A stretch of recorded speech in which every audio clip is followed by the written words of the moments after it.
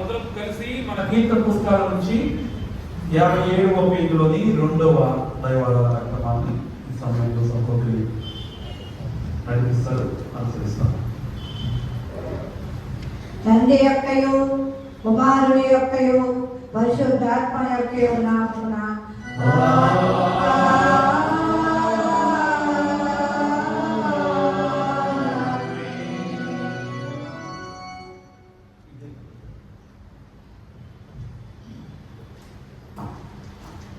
ప్రభువులను యథార్థముతో మన తండ్రి అయిన దేవుని సమీపించి ఆయన ఎదుట మన పాపములు నొప్పుకొని మన ప్రభు అయిన యేసుక్రీస్తు పేరిట మనకు క్షమాపణ దయచేయమని వేడుకుంటాము.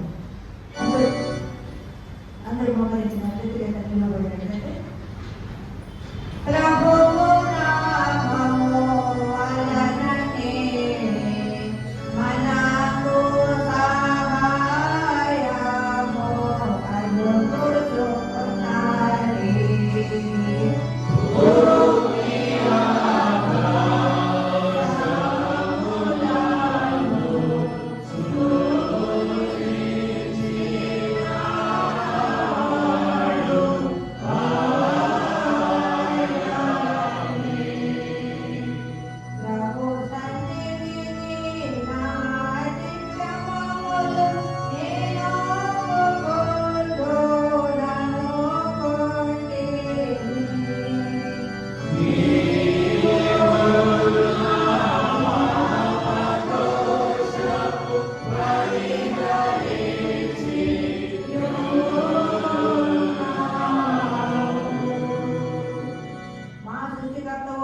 విమోచకుడమైన సర్వశక్తి గల దేవ, వేరే పాపులు మగ మేము స్వభావముగా పాపులమనియు అపవిత్రులమనియు తలంపు వలన మాట వలన క్రియ వలన నీకు విరోధముగా పాపము చేసిటమనియు నీరును ఒప్పుకొనుచున్నాము. కావున మేము మా ప్రభు అయిన యేసుక్రీస్తు నిమిత్తమున నీ కృపని వెదకుచు వేడుకొనుచు మితిలేని కనికరము గల నీ యొద్దకు ఆశ్రయమునకై వచ్చుచున్నాము. మా కొరకు చనిపోవటకై ఈ జగదేక కుమారుని సభ్యులు కరుణల దేవా, మమ్మల్ని అనుగ్రహించి ఆయన నిమిత్తమున మా సమస్త పాపములకు క్షమాపణ దయచేయుము. మేము నీ కృప చేత నిత్య జీవం పొందినట్లు నిన్ను గూర్చియు నీ చిత్తమును గూర్చియు సరైన జ్ఞానమును నీ వాక్యమును కలిగిన వివేకమును నీ యందు నీ పరిశుద్ధాత్మను వృద్ధి పొందుకోమని మా ప్రభువైన యేసుక్రీస్తు ద్వారా వేడుకొనుచున్నాము. ఆమేన్.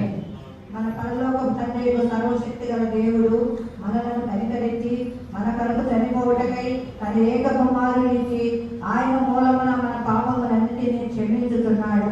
ఆయన నామమందు విశ్వాసముంచు వారికి దేవుని కుమారులకు అధికారం ఇచ్చుతూ వారికి తన పరిశుద్ధాత్మ అనుగ్రహించును. నమ్మి బాప్తిజం పొందిన వాడు రక్షింపబడును.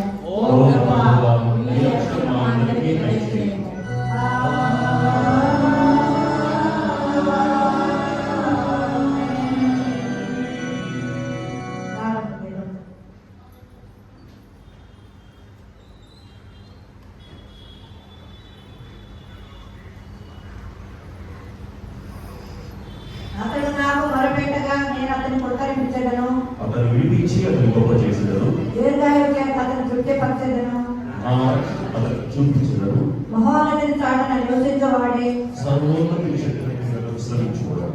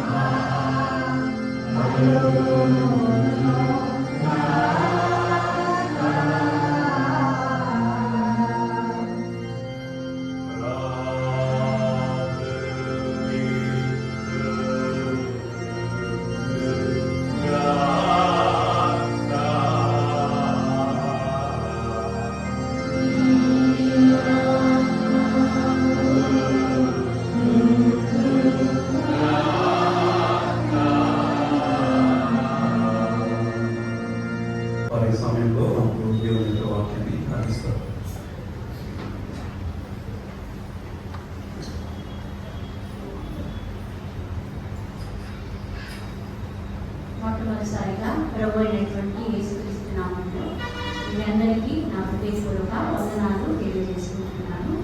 I wish you all of our church members, especially for ladies, I wish you happy International Women's Day.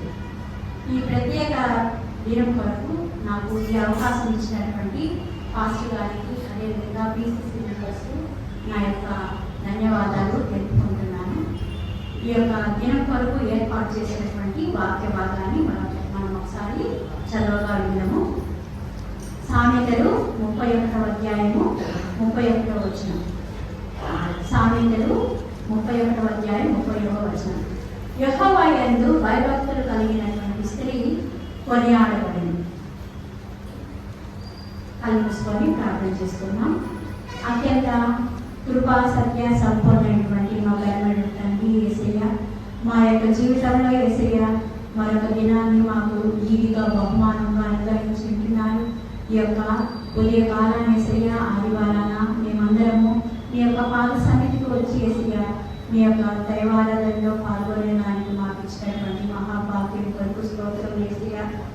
మరి ముఖ్యంగా యేసయ్య నేను ఈ వాక్యాన్ని పంచుతూ ఉంటుండగా యేసయ్య నేను మాట్లాడేటువంటి ప్రతి ఒక్క మాట కూడా యేసయ్య నీకు మహిమకరంగా ఉండేటట్లుగా వినగలిగినటువంటి చెవిని గ్రహించగలిగినటువంటి మనసును యేసయ్య నాకు మన ముఖ్యంగా మా సంఘస్థులందరికీ దయచేయమని క్రీస్తు నామమున ప్రతిమాలు వేడుకొంచుంటున్నాము స్వామి.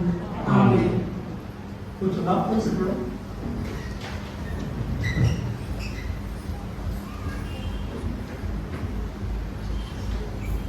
ఈరోజు యొక్క ప్రత్యేకత మనందరికీ తెలిసి ఉంటుంది. International women's day. యాక్చువల్గా మనము November 8 నిన్నటి దినాన మనము దీన్ని సెలబ్రేట్ చేసుకొని ఉంటున్నాము.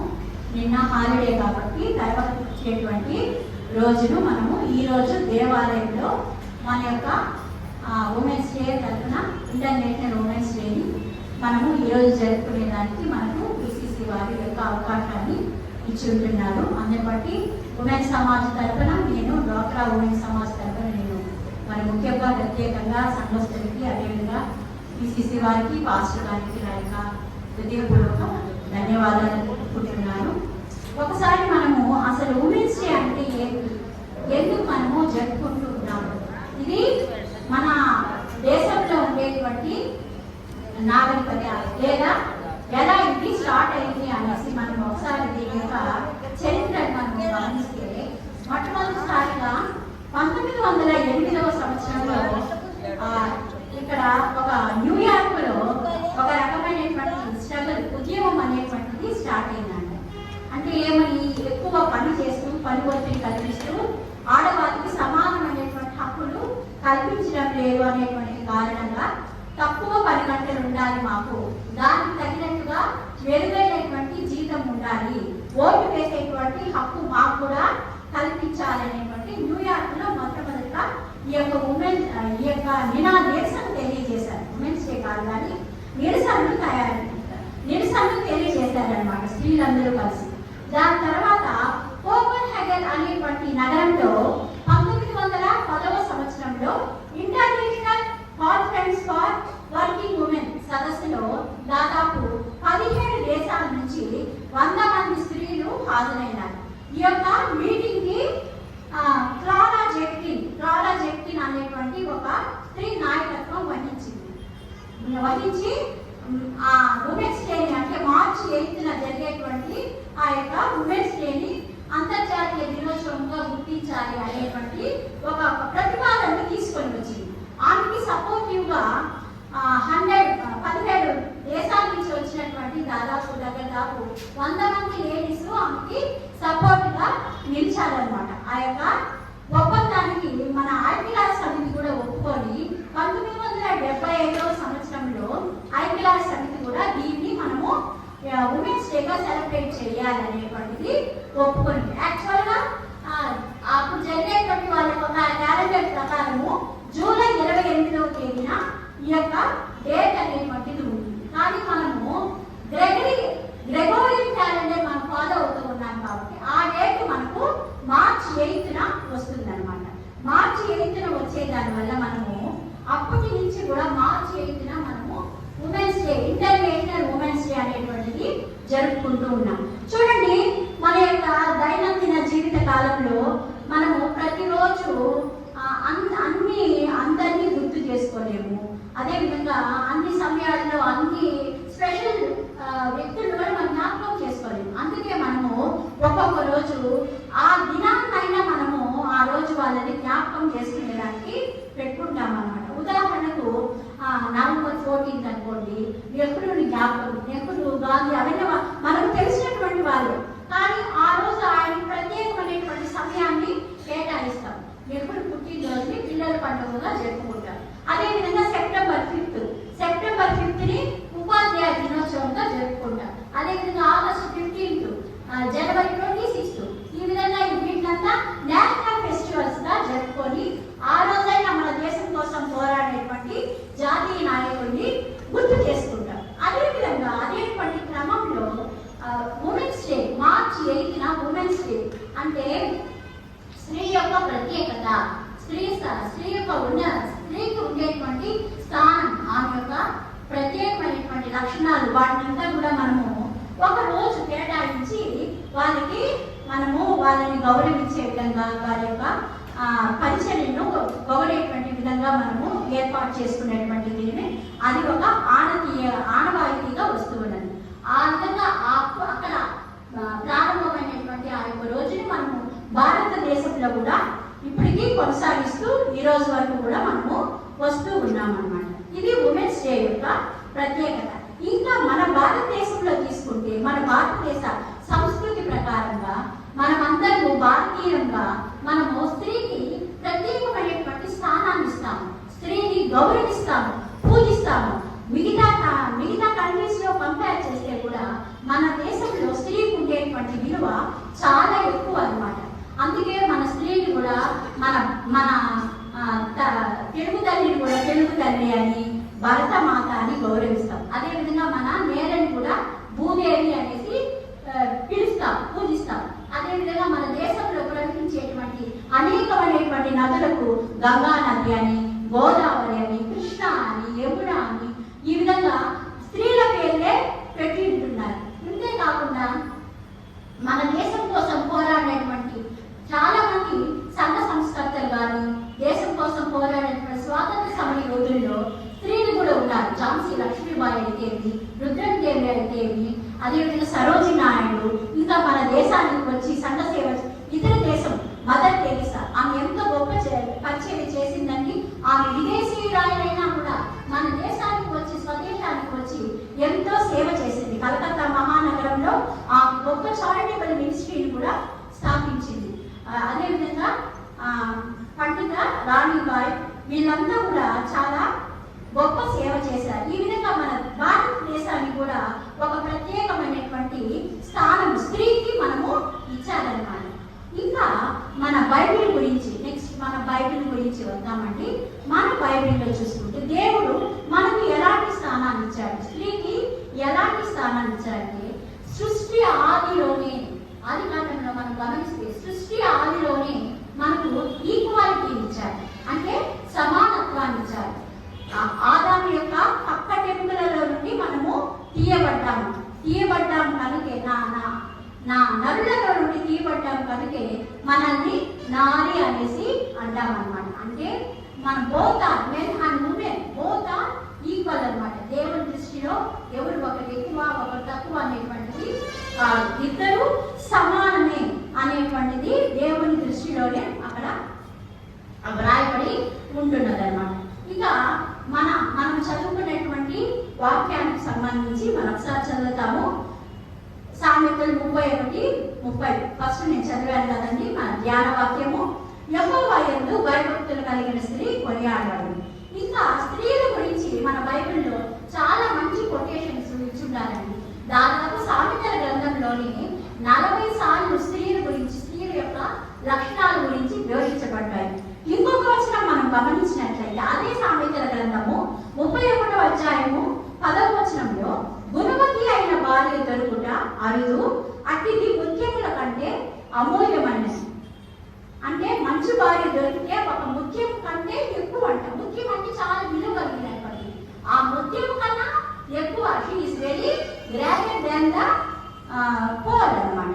తర్వాత ఇంకొకటి మనం గమనించినట్లయితే సామెతలు 12వ అధ్యాయము 4వ వచనం, యోగ్యురాలు తన పెరిమిటికి కిరీటం. చూడండి, కిరీటం ఎవరు పెట్టుకుంటారండి? రాజులు పెట్టుకుంటారు.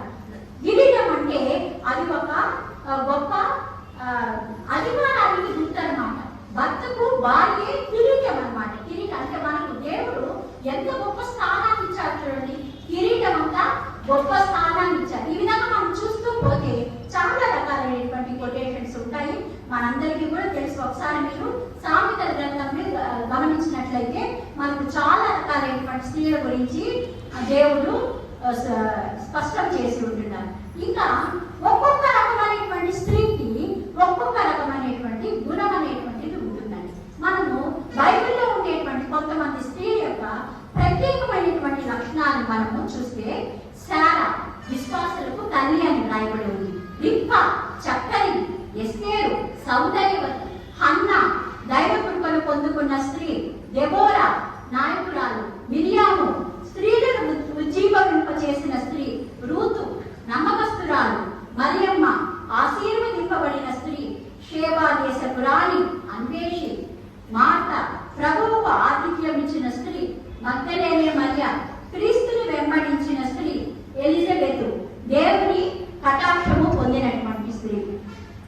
ఈ విధంగా ప్రతి ఒక్క స్త్రీ గురించి ఈ విధంగా వ్రాయబడిందండి. ఒక్కొక్క రకమైనటువంటి స్త్రీలో ఒక్కొక్క రకమైనటువంటి లక్షణాలు అనేటువంటివి ఉంటాయన్నమాట. స్త్రీ వచ్చి సహనమూర్తి, ఎంతమంది బాధ పెట్టినా కూడా ఓర్చుకుంటుంది. మన ఫ్యామిలీస్ లో ఎన్ని స్ట్రగుల్స్ వచ్చినా కూడా, ఎన్ని కష్టాలు, ఎన్ని అవంతరాలు వచ్చినా కూడా ఆ యొక్క కుటుంబం కోసము పోరాడుతుంది, నిలబడుతుంది. ఆమె శక్తి ఎంత ఉంటుందో అంతవరకు తన కుటుంబం కోసం పోరాడి నిలబడగలిగినటువంటి సహనశీలి, ధైర్యశీలి. ఆ ధైర్యాన్ని ఎవరిస్తారండి? మన ప్రభు అయినటువంటి యేసుక్రీస్తే ఆ యొక్క ధైర్యాన్ని మన స్త్రీలందరికీ కూడా దయచేస్తారనమాట. అటువంటి ప్రత్యేకత కలిగినటువంటి స్త్రీలు మన బైబిల్లో ఇప్పుడు చూసాం కదండి, వాళ్ళు చాలా మంది ఉన్నారు. వాళ్ళలో ఒక ఆమె గురించి ఈరోజు దేవుడి యొక్క వాక్యంలో ఆమె యొక్క భాగాన్ని మనము ఆలోచన చేద్దామండి. ఆమెను జ్ఞాపకం చేసుకుందాము. ఆమె ఎవరో కాదు, యెహోబేదు. ఆ యొక్క స్త్రీలలో ఒక ఆమె ఈరోజు నేను ఎంచుకునేటువంటి స్త్రీ వచ్చి యెహోబేదు అన్నమాట. యెహోబేదు.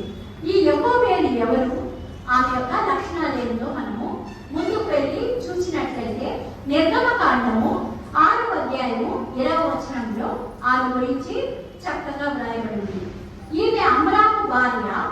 ఆమె అతనికి అహరోను, మోషే, మిరియామును కనెను. ఈమె లేవి వంశంలో పుట్టినది. ఎవరంటండి? ఈమె అమ్రాము భార్య. ఈమె భర్త పేరు వచ్చి అమ్రాము. ఈమె లేవి కుటుంబానికి చెందినటువంటిది అనమాట. లేవి వంశస్థురాలు. ఈమెకి 2 కుమారులు, 1 కుమార్తె. అహరోను మొదటి కుమారుడు, అహరోను తర్వాత మిరియాము, తర్వాత మోషే చిన్న కుమారుడుగా జన్మిస్తారు. కానీ మన బైబిల్లో పురుషుడికి ప్రాధాన్యత కొంచెం ఆ యొక్క నేమ్ వరుస క్రమంలో వచ్చే దాని ప్రకారము బైబిల్లో అహరోను, మోషే, మిరియాము అనేటువంటిది అక్కడ పేర్లు రాసి ఉంటున్నారనమాట. ఇంతకీ యెహోబేదు అంటే ఏమని అర్థం అంటే, యెహోవా మహాత్యము అని అర్థం అంట. యెహోబేదు అంటే యెహోవా మహాత్యము కలది అనేసి అర్థం అన్నమాట. సరే, ఈ యొక్క లక్షణాలు ఏవి అనేసి మనం చూస్తే, మొట్టమొదటిసారిగా ఈమె అపూర్వమైనటువంటి స్త్రీ మరియు ప్రార్థనాపరురాలు. తనకు ఏ కష్టం వచ్చినా మొట్టమొదటిసారిగా దేవుడి దగ్గరికి వెళ్ళి ఎల్లప్పుడూ ప్రార్థించేటువంటి స్త్రీ అన్నమాట. మనకు ఏ కష్టం వచ్చినా మనము దేవుడి ఎద్దకు వెళ్ళాలి, అప్పుడు మనకు దేవుడు సహాయం చేస్తాడు, మనకు అన్ని విషయాల్లో మన సమస్యను పరిష్కరిస్తాడు అని ఆలోచన చేసేటువంటి స్థితి. ఈ విధంగా దేవుడితో మాట్లాడేటువంటి సమయంలో దేవుడు ఆమెకు ఆజ్ఞ ఇచ్చాడు, నీ దేవుని సర్వవేళలా సజీవుడిగా ఉంచుకో, నీ దేవుని సర్వవేళలా సజీవుడిగా ఉంచుకో అనేటువంటి మాటకు కట్టుబడి ఆమె యొక్క జీవితాన్ని ఆమె కొనసాగిస్తూ వచ్చిందన్నమాట. ఏ సమస్య వచ్చినా దేవుడి దగ్గరికి వెళ్ళిపోయేది. ఈ విధంగా స్వామి నాకు ఈ సమస్య వచ్చింది, నేను ఎలా పరిష్కరించుకోవాలని తన ప్రార్థనతో ఆమె తన యొక్క జీవితాన్ని కొనసాగిస్తూ వెళ్ళింది. ఇప్పుడు మనమైతే ఎలా చేస్తామని మనం కూడా ప్రార్థన చేస్తాం. అందరూ ఒకేలాగా ఉంటాం. మనలో కొంతమంది ఏం చేస్తాం, ఫస్ట్ సమస్య వస్తే అంతా తిరిగేస్తాం, ఫ్రెండ్స్ దగ్గరికి వెళ్తాం, రిలేటివ్స్ దగ్గరికి వెళ్తాం. నాకు ఈ సమస్య వచ్చింది, నేను ఎలా చేయాలి, దీన్ని ఎలా పరిష్కరించాలి, నాకేం తెలియడం లేదే, ఎక్కువ టెన్షన్ పడిపోతాను అన్నమాట. ఆ తర్వాత మనము దేవుని దగ్గరికి వచ్చి మోకరిస్తాం. అలా కాకుండా మొట్టమొదటిసారి వాళ్ళు అలా చేసేటువంటి స్త్రీలు కూడా ఉన్నారండి, మనలో చాలా మంది ఉన్నాము. మొట్టమొదటిసారిగా మనం దేవుని దగ్గరకు వచ్చేసేవాళ్ళు. వచ్చేసి దేవా నా సమస్య ఇది, ఫస్ట్ మీరు తీర్చండి దేవా, నాకు సహాయం చేయండి, నాకు ఒక త్రోవను ఏర్పాటు చేయండి అనేటువంటి ఒక ఆలోచన ఇవ్వండి అని మొట్టమొదటిసారి మనం దేవుని పాల్గొన చేతికి వచ్చినప్పుడు దేవుడు ఖచ్చితంగా మనకు ఆ యొక్క సహాయాన్ని ఏర్పాటు చేస్తారనమాట. ఈ విధంగా ఆమె ఎల్లప్పుడూ ప్రార్థన చేసేటువంటి స్త్రీ అనమాట. రెండవదిగా మనం ఆమె యొక్క లక్షణాలు చూసినట్లయితే ఆమె ఒక బానిస. బానిసాన్ని ఎందుకు అన్నానంటే ఆమె ఇశ్రాయేలు లేవి వంశస్థురాలు, ఇశ్రాయేలుకి దేశంలో ఉండిందనమాట. ఐగుప్తు దేశంలో ఆమె నివసిస్తూ ఉన్నప్పుడు ఐగుప్తులు ఇశ్రాయేలుని బానిసలుగా చూస్తూ వచ్చినారనమాట. కాబట్టి ఆమె ఆ యొక్క ఐగుప్తు దేశంలో ఒక బానిసగా ఉండిందంటే వారికంటే తక్కువ ఆమె బానిస అనేసి అంటామన్నమాట. ఆ యొక్క బానిస జీవితాన్ని జీవిస్తూ ఉన్నప్పటికీ ఏ రోజు తన యొక్క స్థితిని వచ్చి తక్కువ చేసుకోలేదు. అయ్యో నేను బానిసని కదా అని కురిగిపోలేదు, తక్కువ చేసుకుంటాను తాను తక్కువ చేసుకొని మాట్లాడుకోలేదన్నమాట. తన యొక్క బానిస అయినా కూడా తన యొక్క జీవితాన్ని సరుపుకోకుండా జీవిస్తూ ఉండేదన్నమాట. ఈ విధంగా ఆమె యొక్క జీవితం కొనసాగేటువంటి క్రమంలో రాజు ఒక చట్టాన్ని తీసుకొని వస్తాడంటే, ఏం చట్టం అనేసి మనము ఆలోచిస్తే, పుట్టేటువంటి ప్రతి మగ పిల్లవాడిని నైలు నదిలో పారువేయాలా అంటే చంపేసేవాలా అనేసి ఒక చట్టాన్ని తీసుకొని వస్తారు. రాజు చట్టం చేస్తే దానికి మనం ధిక్కరించేటువంటి హక్కు మనకి ఎవరికి లేదు. మనము సామాన్యులు కాబట్టి రాజు వారు చట్టం చేస్తా ఉంటారంటే దాని అంతా మనము ఫాలో అవ్వాలి, హ్యావ్ టు ఒబే ఇట్ అంతే అనమాట. ఆ విధంగా ఒక చట్టాన్ని తీసుకొని వస్తారు. ఎందుకు ఆ విధంగా చంపేయమంటారంటే ఐగుప్తీయుల కన్నా ఇశ్రాయేలీయుల జనాంగము ఎక్కువైపోతా ఉన్నారన్నమాట. వాళ్ళ యొక్క సంతతిని అరికట్టడానికి ఆయన యొక్క రాజు ఏం చేస్తాడంట, మా పుట్టేటువంటి ప్రతి మగ పిల్లవాడిని నైలు నదిలో తీసుకువెళ్ళి పారవేయాలి, చంపేయాలి. ఆ నదిలో వేసేస్తే ఆటోమేటిక్గా బిడ్డలు అనేటువంటి వారు చనిపోతారన్నమాట. ఎందుకు ప్రత్యేకంగా రాజుగారు నైలు నదినే ఎంచుకున్నారంటే నైలు నది ఐగుప్తు దేశంలో ప్రవహించేటువంటి ఒక పెద్ద నది అన్నమాట. ఆ చుట్టూరు ఎడారి, ఐగుప్తు దేశానికి చుట్టూరు ఎడారి ఉంటుంది.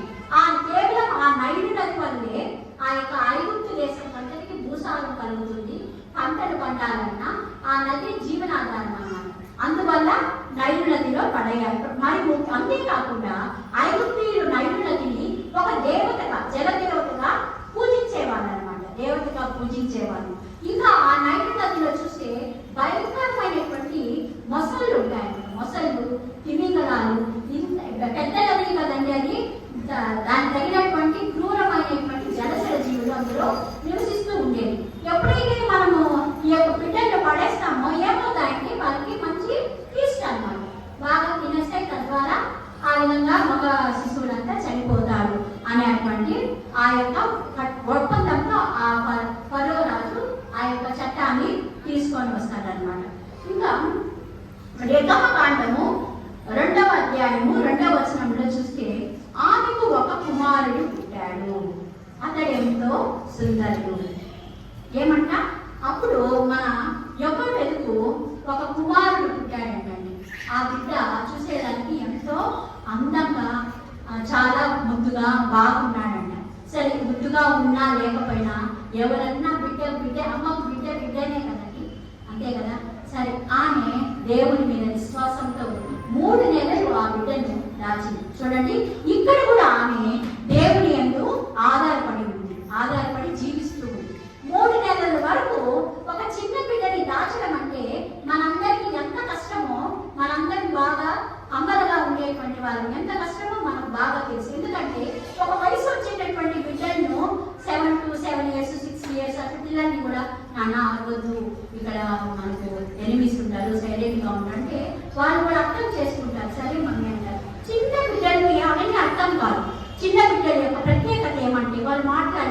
వాళ్ళ యొక్క భావాలు, వాళ్ళ యొక్క ఎమోషన్స్ అంతా కేవలం ఏడుపు ద్వారానే తెలియజేస్తారు. వాళ్ళకి ఆకలి వచ్చినా, వాళ్ళకి దుఃఖం వచ్చినా, వాళ్ళకి సంతోషం వచ్చినా, ఏదైనా కూడా కేవలం ఏడుపు ద్వారానే వాళ్ళు వ్యక్తపరుస్తారు.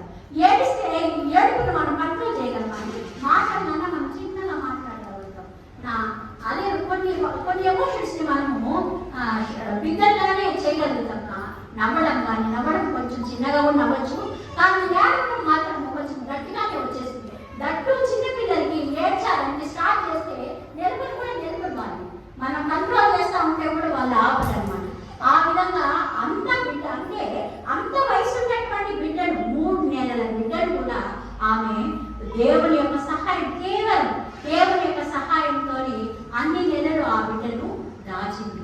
తర్వాత ఆ బిడ్డను దాచలేకపోయింది. ఆ బిడ్డ పెరిగే కొద్దీ ఆమెలో కూడా భయం అనేటువంటిది ఏర్పడింది. ఎలా చేయాలి, ఈ బిడ్డని మనం ఎలా కాపాడుకోవాలి, నా బిడ్డను మళ్ళా దేవుని దగ్గరికి వెళ్ళి ప్రార్థన చేసింది. అప్పుడు దేవుడు చూడండి, ప్రేమమైనటువంటి సంగమం, ప్రతి సమస్యలో మనము యొకోబేదును చూస్తూ ఉంటే ప్రతిదానికి దేవుని మీద ఆధారపడతాము. చిన్నపిల్లలు ఎలా ప్రతిదానికి అమ్మని అడుగుతారు, నాన్నకన్నా అమ్మని అడుగుతారండి మన పిల్లలు ఎక్కువగా. అమ్మ నాకు అది తీసుకెళ్ళి హోంవర్క్లో ఇది ఎట్లా మా ఈ లెక్క ఎట్లా చేయాలి అనేసి ప్రతిదానికి అడుగుతున్నటువంటి విధంగా యొకోబేదు కూడా మన దేవుని దగ్గరికి వెళ్ళి మళ్ళా అడిగి, దేవా ఏం చేయాలి బిడ్డని, ఏం చేయమంటావు? దేవుడు ఇచ్చినటువంటి ఒక ఆలోచన వల్ల తిరిగి ఆమె ఒక జమ్ము పెట్టెను చేసిందంటండి.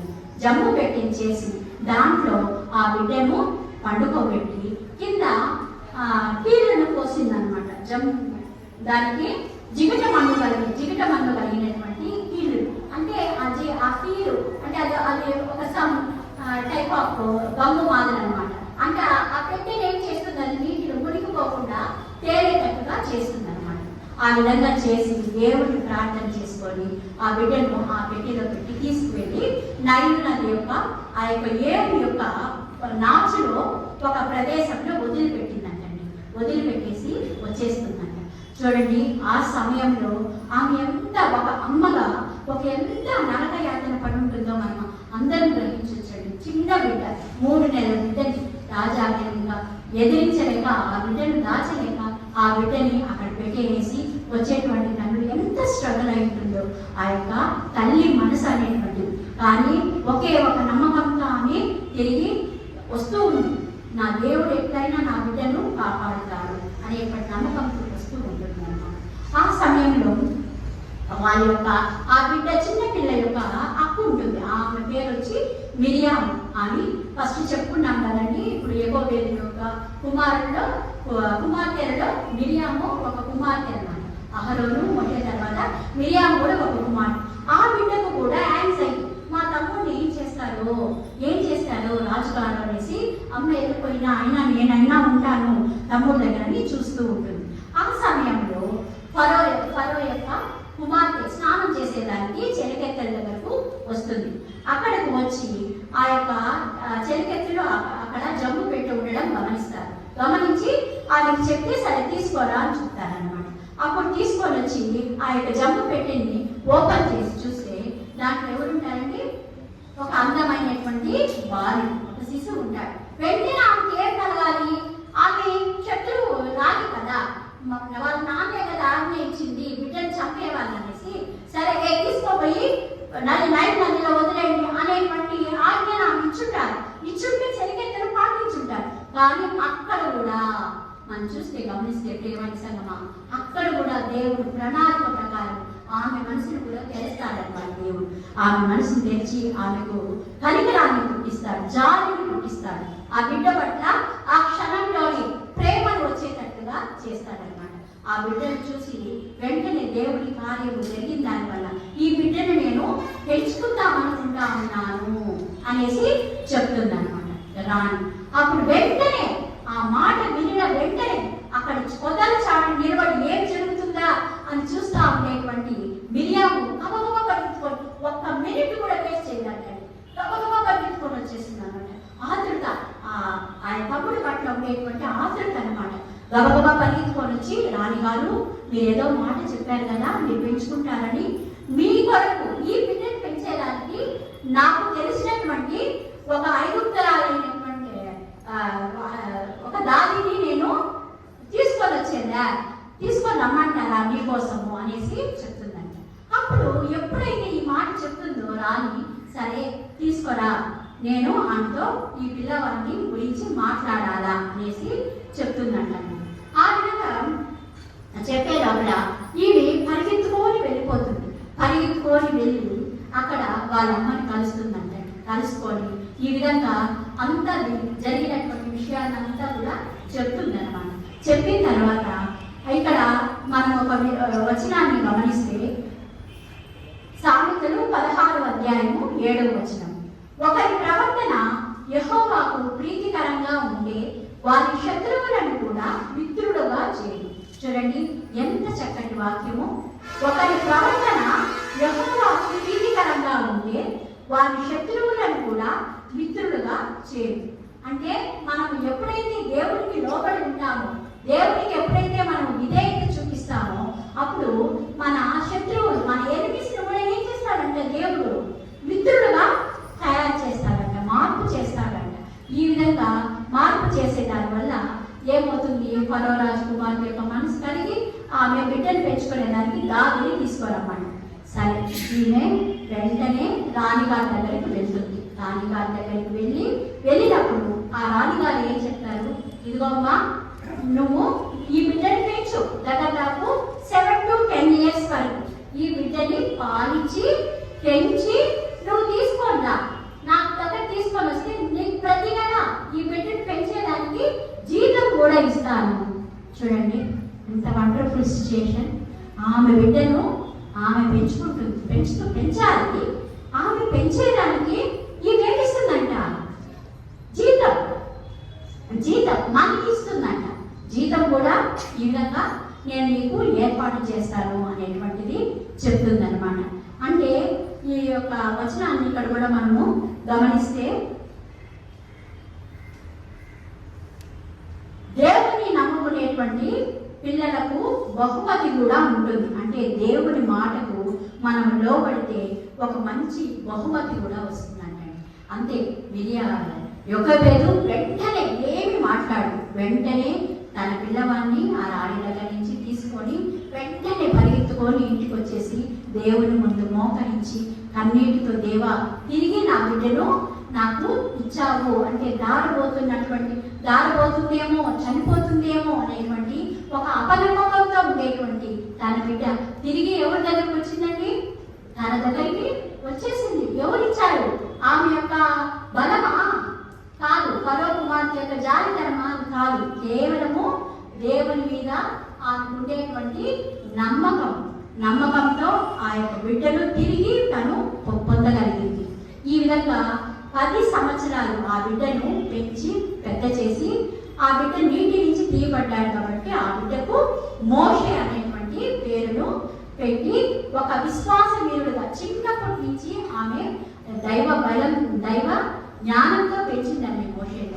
ఈ విధంగా చిన్నప్పటి నుంచి మోషేను ఒక మంచి దేవునిలో నడిపిస్తూ దేవునికి ఇష్టమైనటువంటి బిడ్డగా ఆమె పెంచిందండి.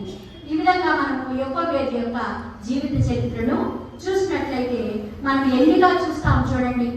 విధేయురాలు, ప్రార్థనా పరురాలుగా జీవించింది, లోబడేటువంటి స్త్రీగా జీవించింది, ఇంకా విశ్వాసం కలిగినటువంటి స్త్రీగా జీవించింది. తర్వాత ప్రతిదానికి దేవుని మీద ఆధారపడేటువంటి స్త్రీగా జీవించింది.